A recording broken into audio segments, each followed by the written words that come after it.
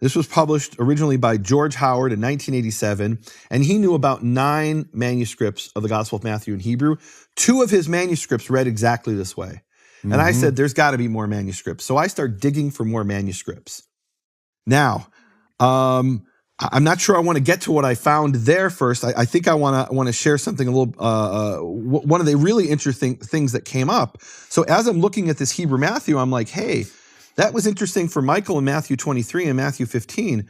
There might be some other interesting things in this Hebrew Matthew. So I start reading it from the beginning, and look what I found. Look what I find. It's really cool. And this ties into what we started out with, talking about the name. So here's an image from Matthew chapter 1, verses 18 to 25. And if you could read medieval Hebrew, you can read this. It's an unusual script if you're not familiar with it.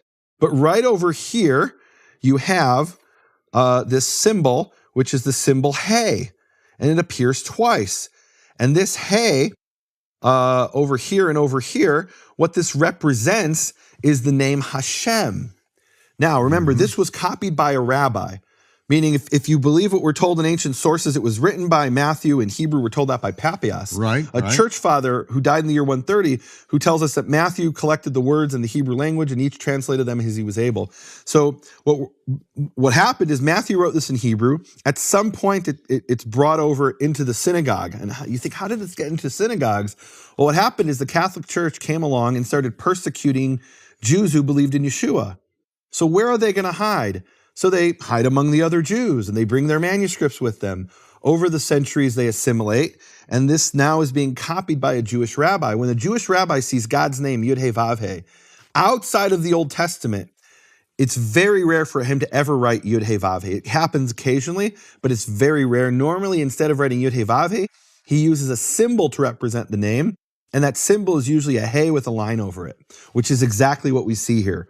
So coming back to the name, I'm looking years ago in the New Testament in Hebrew, and I see the name of the Father, Yud He Vav He. Well, in the Greek, it doesn't appear. In the Greek, you have Kurios, which is Lord, and you have Theos, which is God, but you never have the actual name Yud He Vav He, and I'm not even here talking about the issue of the vowels, just the tetragrammaton, the personal name of the God of Israel, revealed in Exodus 3:15, appears 6,827 times in the Tanakh. In the Old Testament, appears 0 times in the New Testament, until we find this Hebrew Gospel of Matthew. And I say, wait, what's that doing there? The name was in the Hebrew Gospel of Matthew, and then everything started to make sense.